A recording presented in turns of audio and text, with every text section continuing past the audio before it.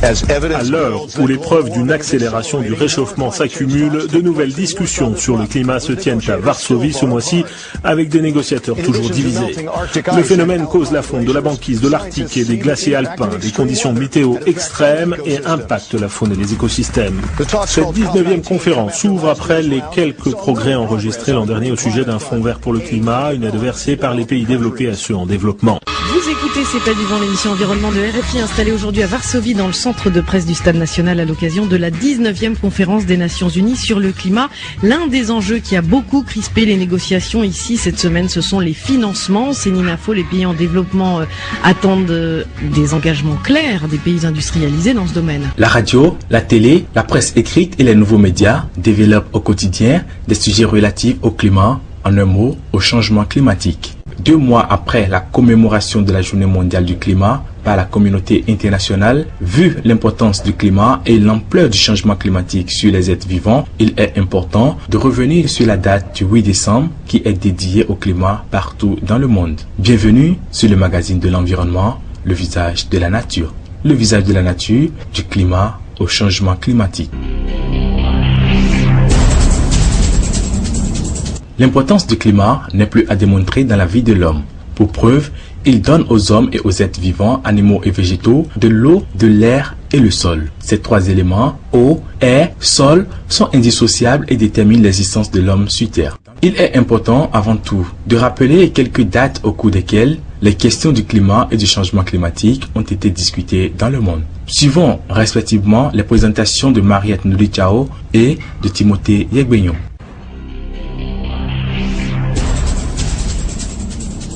1979, première conférence mondiale sur le climat à Genève, lancement d'un programme de recherche climatologique mondiale confié à l'Organisation météorologique mondiale, au programme des Nations Unies pour l'environnement et au Conseil international des unions scientifiques. 22 mars 1985, Convention de Vienne sur la protection de la couche d'ozone. Les États parties s'engagent à protéger la couche d'ozone et à coopérer scientifiquement afin d'améliorer la compréhension des processus atmosphériques. 16 septembre 1987, protocole de Montréal relatif à des substances qui appauvrissent la couche d'ozone.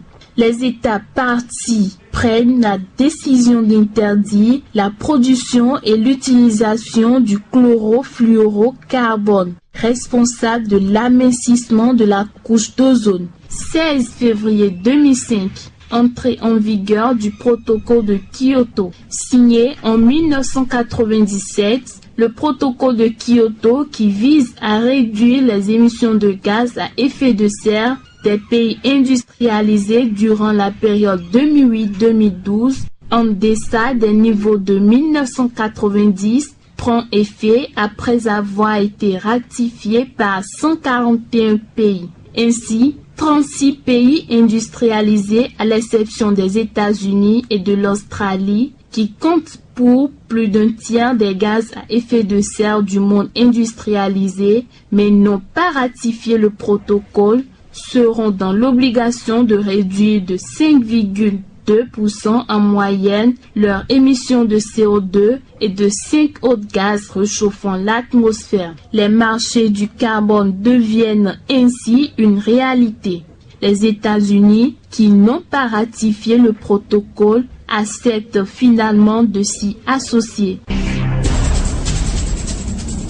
12 octobre 2007, le prix Nobel de la paix est attribué à l'ancien vice-président américain Al Gore et au groupe intergouvernemental des Nations Unies sur l'environnement du climat pour leur effort de collecte et de diffusion des connaissances sur les changements climatiques provoqués par l'homme.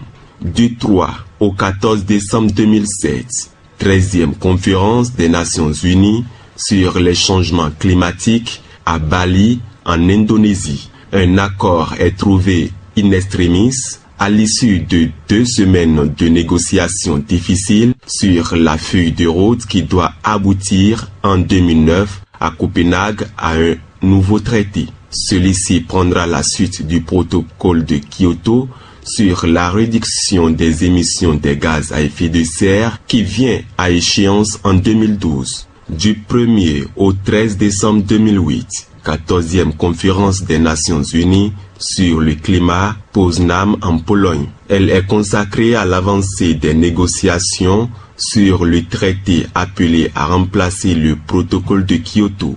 L'un des principaux acquis réside dans la création d'un fonds d'aide aux pays pauvres menacés par les conséquences du réchauffement.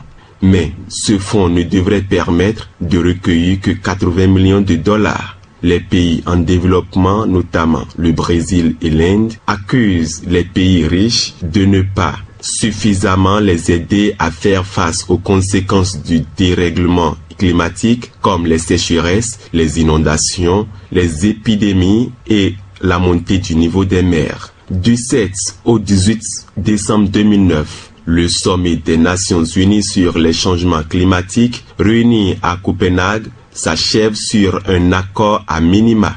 Faute de consensus entre les délégués des 193 pays réunis pour conclure un accord devant prendre le relais du protocole de Kyoto en 2012, la 15e conférence mondiale des parties sur le climat se termine par l'adoption d'un texte juridiquement non contraignant mis au point par les États-Unis et 4 pays émergents, la Chine, le Brésil, l'Inde et l'Afrique du Sud. Ce texte affirme la nécessité de limiter le réchauffement planétaire à 2 degrés Celsius par rapport à l'ère pré-industrielle, mais ne comporte aucun engagement chiffré de réduction des émissions de gaz à effet de serre. Un fonds vert est créé pour soutenir les projets, programmes et politiques d'adoption des pays en développement. Les organisations non gouvernementales critiquent à l'unanimité l'absence de nouveaux engagements concrets. La feuille de route prévoit également la prolongation du protocole de Kyoto qui fixe des objectifs de réduction des gaz à effet de serre à une quarantaine de pays industrialisés après son expiration prévue fin 2012. Le Canada annonce le 12 décembre son intention de se retirer du protocole de Kyoto. Du 20 au 22 juin 2012, sommet de la Terre dit Rio plus 20 à Rio de Janeiro au Brésil. 20 ans après le sommet de 1992 qui a fait de l'environnement une priorité mondiale, le sommet des Nations Unies sur le développement durable, précédé par des mois de discussions et de négociations, réunit 130 pays. Présidé par la chef de l'État brésilien, Dilma Rousseff, le sommet s'achève avec l'adoption d'un compromis à minima. Dans le communiqué final, l'avenir que nous voulons, les États s'engagent à promouvoir une économie verte, épargnant les ressources naturelles de la planète et éradiquant la pauvreté, mais les critiques sont nombreuses sur l'absence d'objectifs contraignants et de financement. Du 11 au 23 novembre 2013, COP19 en Pologne.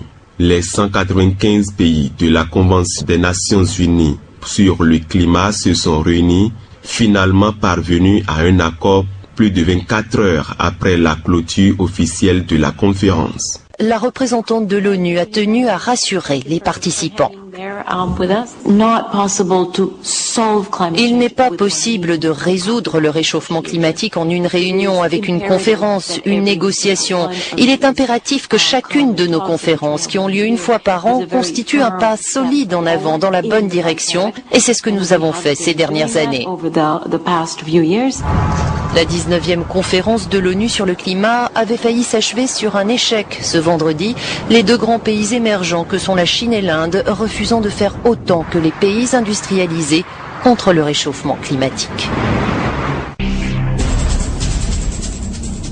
À l'heure où se multiplient les interrogations et les controverses sur les causes et les conséquences des changements climatiques, il est important que nous essayions d'éclairer les uns et les autres sur les questions du climat et du changement climatique. Eloge Ogwale, enseignant au département de géographie et aménagement du territoire et spécialiste des questions du changement climatique, présente l'importance du climat sur la Terre.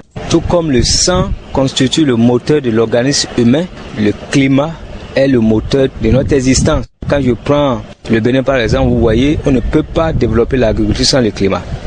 En ce que notre système agricole reste essentiellement pluvial. Donc c'est quand il pleut qu'on arrive à s'aimer. Vous prenez l'ensemble des composantes de notre économie, de notre existence, vous allez voir que c'est arrimé fortement aux paramètres climatiques. Et donc vous comprenez en quoi et pourquoi on ne peut que dire que le climat est très essentiel, n'est-ce pas, pour le développement de notre pays aujourd'hui, donc pour notre existence tout court.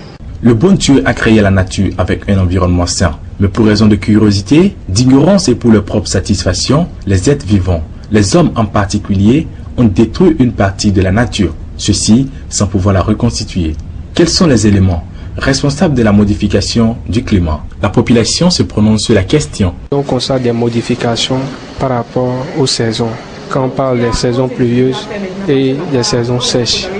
Et souvent, ce qu'on constate actuellement au Bénin, c'est qu'il y a un retard souvent des saisons pluvieuses. Ce retard a aussi des impacts sur la production agricole parce que ça crée des ennuis pour la production, sur la population, sur les agriculteurs dans nos campagnes.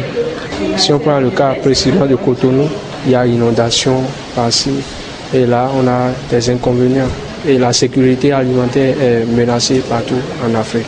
Par rapport au climat béninois, nous pouvons dire que depuis 20 ans, nous avons remarqué que notre climat n'est plus le même. Il y a eu des manifestations comme la chaleur qui est vraiment parfois excessive, des fois les plus rares, et aussi quelques inondations. Donc nous pouvons dire que vraiment au Bénin, il y a eu les manifestations du changement climatique.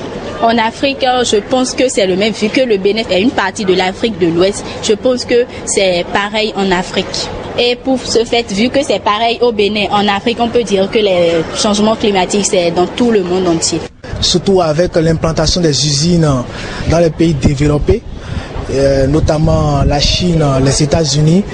Ces usines émettent des gaz à effet de serre qui non seulement polluent l'environnement, mais aussi dégradent la couche d'ozone. Chose qui fait qu'aujourd'hui, nous notons la disparition non seulement de beaucoup d'espèces faunistiques, mais également la disparition de beaucoup d'éléments.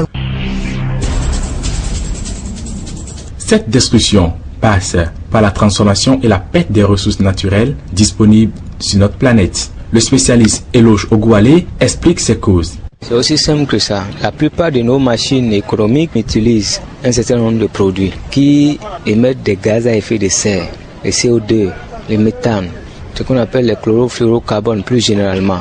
Et ces gaz, une fois de retour dans l'atmosphère, créent beaucoup de problèmes. Vous entendez, on parle de gaz à effet de serre. Ces gaz à effet de serre contribuent au réchauffement climatique. Et le réchauffement climatique induit directement une dérégulation du système de la machine climatique aussi. Les hommes sont les propres menaceurs de l'environnement. Cette modification du climat fait que la nature réagit sous diverses formes pour s'adresser aux hommes. Mais cette réaction de la nature n'est pas sans conséquence sur la vie des êtres vivants, avec au premier rang l'homme. Eloge Ogoualé énumère ici les conséquences des changements climatiques avec son regard de spécialiste. En ce qui concerne le climat béninois, pour ne pas dire africain, aussi mondial, de façon générale, ce que nous constatons, c'est que les fortes précipitations, les sports de sécheresse prolongés, le raccourcissement des périodes de production ou des saisons culturelles, les fortes chaleurs, tout ce que vous connaissez là maintenant, dont on parle dans les télés et pratiquement partout, constituent des indicateurs de ce que quelque chose ne marche pas correctement au niveau de la machine climatique. Et c'est ça que la communauté internationale depuis 1990 a décidé d'appeler changement climatique. Vous voyez, l'ensemble de ces perturbations qui interviennent de plus en plus, avec plus de fréquence, je veux dire. Quand on enregistre une augmentation des températures, ça peut engendrer beaucoup de maladies. Il y a des microbes ou des nuisibles qui ne se développent que s'il y a telle valeur pour les températures. Une augmentation des températures fera que nous allons assister à l'émergence de certaines pathologies qui peut-être ont déjà disparu ou qui sont en voie de disparition. Dans la même veine, nous allons assister à la disparition de certaines maladies en raison de ce que les nouvelles référendums thermométriques ne seront pas en phase avec le seuil de développement de ces nuisibles. L'ensemble des composantes vont être affectées par cette augmentation et ces perturbations climatiques qui vont s'amplifier assurément si on ne se discipline pas au cours des prochaines années à partir d'aujourd'hui. Détruire c'est facile, mais construire c'est difficile. Ces modifications et ou transformations s'accroissent aujourd'hui avec l'explosion démographique. Il y a un dérèglement qui ne dit pas son nom, qui s'impose progressivement. Par exemple, nous assistons à une augmentation des températures quand vous questionnez les parents et tout le monde dit aujourd'hui il fait plus chaud. Bon, c'est vrai qu'il y a des jeunes qui disent plus chaud, mais on ne sait pas combien d'années ils ont sur la tête, ils le disent. Tout au moins les parents. Les parents le disent il fait de plus en plus chaud par rapport à 60 ou du reste, le temps de chaleur s'allonge progressivement par rapport à ce que c'était il y a 60 ans. De la même manière, les gens vont vous dire qu'il ne pleut plus comme auparavant. Ça, c'est clair et c'est vrai. Les gens vont vous dire que les périodes de crue se sont rétrécies là maintenant. D'où beaucoup de sécheresse, beaucoup d'inondations, beaucoup de vents forts, beaucoup de vents froids, beaucoup de phénomènes, les typhons, les tornades, tout, et ça bascule tout le monde entier depuis une cinquantaine d'années maintenant. Il y a des cours d'eau qui ne coulent plus, pour ainsi dire. Et quand vous analysez les données climatologiques, vous constatez cela aussi. Je crois, s'il y a bonne souvenance, entre les deux normales partant de 1941 jusqu'à maintenant, on a constaté qu'il y a un écart, une augmentation d'1 degré, pratiquement, de température. C'est-à-dire qu'en 60 ans, on a assisté à une augmentation d'1 degré, c'est des températures. Déjà trop. Ça montre qu'effectivement, il y a quelque chose qui ne va pas au niveau de la machine climatique. Quand je prends les précipitations, il y a une baisse des hauteurs de pluie un peu partout. C'est vrai que par endroit aussi, il y a des augmentations, mais les baisses sont plus criardes. Et par endroit, nous avons 25%, 35%. Je crois qu'on est allé à 40% de baisse de température. Pire, c'est que la répartition des précipitations maintenant, plus personne ne comprend ça. Si vous constatez, on va dire ça a démarré l'année passée en mars ou en avril et l'année qui suit, c'est en mai. Après, donc, ce qui perturbe totalement le calendrier agricole. Vous comprenez donc ces conséquences sur le plan des rendements, donc sur la production, sur la sécurité alimentaire, sur toute la sécurité humaine, pour ainsi dire. Ainsi, du fait des activités humaines, des gaz comme le méthane, le dioxyde de carbone et bien d'autres sont rejetés dans l'atmosphère, où ils accentuent l'effet de serre. Un grand nombre de ces gaz proviennent de combustibles fossiles tels que le pétrole, le charbon et le gaz naturel qui sont consommés par les véhicules ou utilisés pour produire de l'électricité pour les entreprises et les ménages. C'est pas forcément méchant l'effet de serre. S'il n'y avait pas d'effet de serre atmosphérique autour de la planète, la température serait plus de 30 degrés inférieure à ce qu'elle est aujourd'hui. Simplement, c'est l'effet de serre de la vapeur d'eau. Le prix à payer pour le développement tant souhaité par les pays, c'est bien la perte des composantes de l'environnement. Mais il se dégage que les pays développés ne veulent rien faire pour sauver la Terre et les pays en développement du danger des changements climatiques. Écoutons un extrait du film documentaire réalisé par Jesse Venturas sur le vrai visage du changement climatique. Pouvoir occulte, secret, dissimulation, corruption. Vous pensez tout savoir? Erreur. Ancien gouverneur, vétéran des Navy Seals, catcheur, j'en ai entendu de belles. Et désormais, je pense qu'il est grand temps que vous sachiez la vérité. Aujourd'hui, le réchauffement climatique, la plus sérieuse menace sur notre planète, ou un complot qui vise à nous tromper, nous spolier et nous contrôler tous? Le plus gros piège de l'histoire de l'humanité. Notre planète est totalement aux abois. Notre espèce est désormais incontrôlable. Les hommes politiques parlent de limiter les émissions de carbone. Dans le même temps, ils autorisent les entreprises désireuses de polluer plus à échanger et à acheter des crédits carbone à des sociétés qui polluent moins. En somme, elles s'achètent un permis de polluer. Une journée en faveur du climat. Que pense le commun des Béninois de cette date? C'est bien pensé, parce que si on organise une journée pour réfléchir sur le climat, ça permet également de faire sortir des outils adéquats en relation avec les modifications climatiques qui permettront aux agriculteurs de savoir les saisons, de prendre en compte aussi les modifications de ces saisons pour pouvoir faire leur culture respective. Si on peut aboutir à ces résultats, je peux dire que cette journée, dans l'organisation, il faut qu'on invite les chercheurs pluridisciplinaires pour bien réfléchir sur la thématique du climat. Et par rapport à cette réflexion, qu'on puisse tirer des conclusions applicables sur le terrain. Pour moi, une journée mondiale du climat, c'est une journée qui est initiée pour que l'homme puisse savoir que vraiment il y a des manifestations du changement climatique et que nous puissions faire pression sur nous-mêmes et mieux voir nos actions, comment faire telle chose pour réduire ces effets de changement climatique s'il le faut. Je voudrais bien que l'on puisse mieux informer la population sur les effets et les impacts du changement climatique sur notre planète, notre pays, et que l'on les sensibilise très bien, que ce soit vraiment continuel et que chacun de nous puisse vraiment s'imprégner du domaine.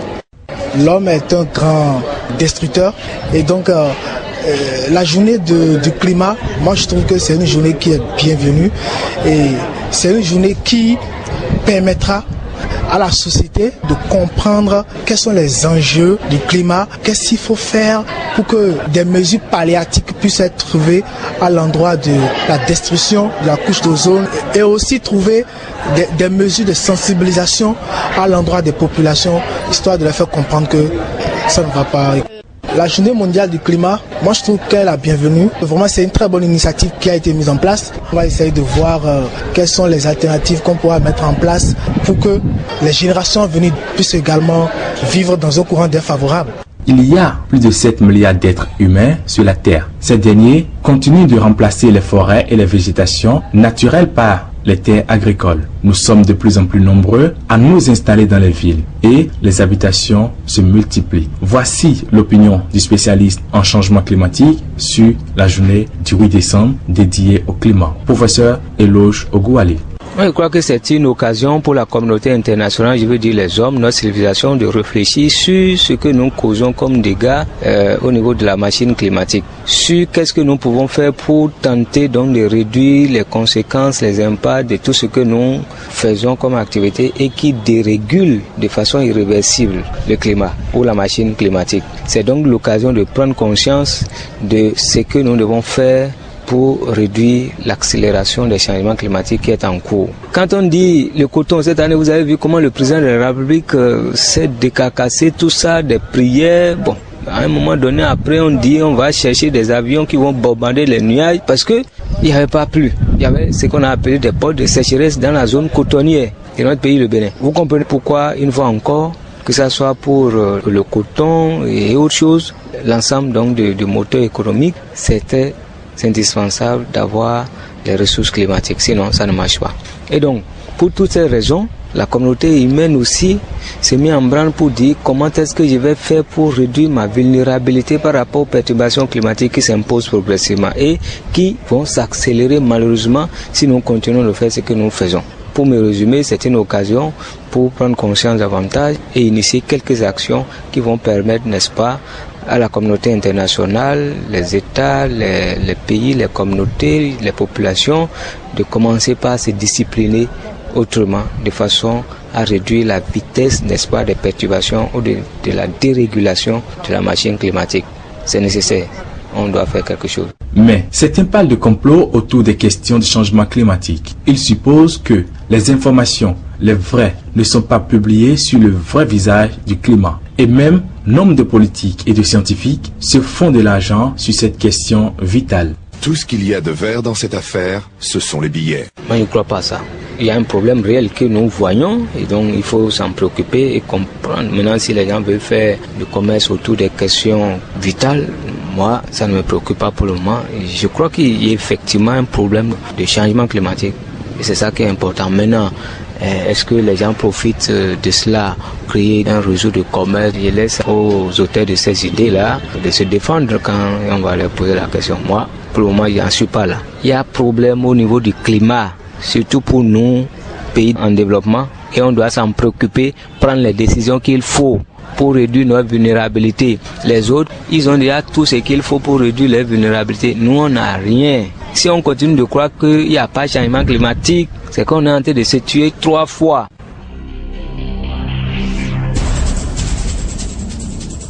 Le pouvoir, l'argent, le contrôle.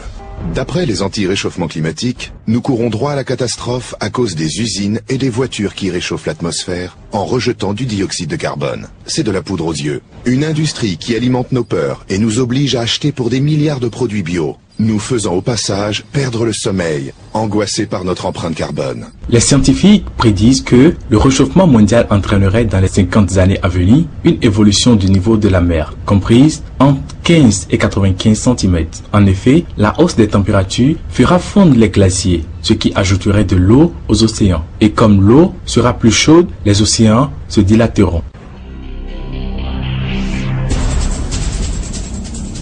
Que faire pour sauver la planète du danger climatique? Eloge Ogwale, enseignant au département de géographie et aménagement du territoire et spécialiste des changements climatiques, suggère. Il ne faut pas croire que c'est les autres qui créent les perturbations climatiques. Nous-mêmes, monsieur, peut-être vous êtes venu avec votre engin tout à l'heure là. Vous avez émis beaucoup de CO2 dans l'atmosphère déjà. Celui qui utilise son réfrigérateur dans sa chambre, il ne sait pas, il émet des gaz à effet de serre. On est d'accord? Vous voyez le nombre d'engins qu'il y a, le campus, vous améliorez, si on agrège tout ça, il y a beaucoup de tonnes de CO2 que nous envoyons peut-être par mois ou par an dans l'atmosphère. Chacun a des efforts à faire. En réalité, les vraies solutions, même si en France en 2015, ils venaient à s'entendre, les vraies solutions seraient le respect des décisions qui vont être prises. Et c'est pas chacun. On doit maintenant développer, n'est-ce pas, des comportements verts partout et dans tous les domaines. Et nous allons progressivement régler les problèmes que nous avons créés nous-mêmes en raison du développement de notre économie, de notre existence, etc. Si nous voulons laisser une terre vivable à nos enfants, nous avons l'obligation de nous prendre au sérieux. Nous avons l'obligation de réduire, de revoir le modèle économique actuel et aller maintenant dans le sens de ce qu'on a appelé à Rio de Janeiro, au cours de Rio plus 20, économie verte. Une économie qui permet en même temps à notre génération de vivre correctement, sans beaucoup de problèmes, mais qui assure aussi un lendemain meilleur, qui permet de laisser une terre vivable aux générations qui vont venir dans 50 ans, 300 ans, 400 ans, 1 milliard d'années. La communauté scientifique, c'est que nous devons continuer pour poursuivre les recherches pour maîtriser effectivement les indicateurs des changements climatiques, avoir un point de vue diagnostique clair sur ce que notre climat est devenu et en train de devenir en ce qui concerne le Bénin, l'Afrique et le monde. Je crois qu'il y a beaucoup de données sur le monde, mais sur les pays comme le Bénin, nous avons encore beaucoup d'efforts à faire. Nous devons être capables aussi d'envisager ce que notre climat peut devenir à l'horizon 2050-2100 pour que nous puissions proposer déjà aux décideurs où est-ce qu'on doit commencer par faire des interventions, des arrangements, prendre des décisions pour réduire la vulnérabilité de notre économie, de chacun de nous, je vais dire, à ces changements climatiques d'aujourd'hui et de demain. Il faut aussi dire sur le plan donc des décideurs qu'il faut effectivement soutenir les chercheurs pour qu'ils puissent accélérer les recherches, pas en les braquant, mais pour qu'ils puissent être encouragés de façon à ce qu'ils puissent se concentrer sur les analyses approfondies, histoire de pouvoir donner des repères et des indicateurs précis qui vont permettre de prendre de bonnes décisions dans le sens de l'adaptation au changement climatique par l'ensemble des composantes de l'économie béninoise. De quoi au-delà de ça, les acteurs décisionnels doivent maintenant mettre en place, avec une bonne collaboration des chercheurs, des protocoles pour la mise en œuvre des propositions, des mesures qui seront élaborées ou qui ont déjà été élaborées, qui donnent dans nos tiroirs pour que nous puissions progressivement combattre ou vaincre, n'est-ce pas, ces périls climatiques que nous avons créés nous-mêmes, du reste que nous avons amplifié. L'économie, la santé, le transport, l'agriculture, la technologie et bien d'autres secteurs ont un lien étroit avec l'environnement, qui est la source de l'existence sur Terre. Prendre soin de l'environnement, c'est s'assurer un bien-être dans son sens absolu. Paradoxe, les grandes puissances, principales productrices des gaz à effet de serre, ne respectent pas toujours les protocoles et conventions, souvent issus des conférences. Le visage de la nature, du climat au changement climatique. Prise de son, Kevin Malé. Participation, Mariette Nlichao et Timothée Yegbeyon. Production, section environnement du service de l'animation de Radio Univers. Réalisation et présentation, Amidou Saka.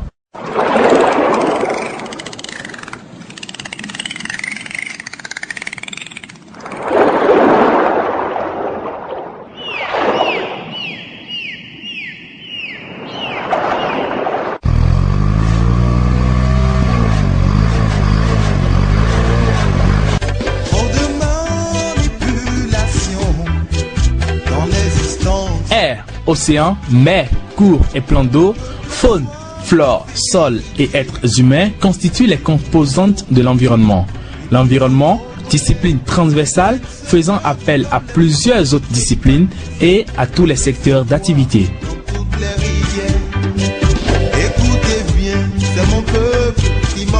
Suivez désormais tous les lundis à 20h sur votre radio, Radio Univers, le visage de la nature. Le visage de la nature, le magazine de l'environnement sur la 108.0 FM. Le visage de la nature, votre programme radiophonique d'information, d'éducation et de conscientisation sur les fondamentaux de l'environnement. Vous êtes éco-citoyen, structure étatique, privée ou associative, nationale et ou internationale. Les questions environnementales constituent votre leitmotiv. Contactez l'équipe de réalisation au 67 88 00 86 ou au 64 70 03 111. Le visage de la nature pour vous donner un regard plus éco-citoyen sur votre milieu de vie. Environnement, l'essence de la vie sur Terre et visage de l'existence du passé, du présent et du futur.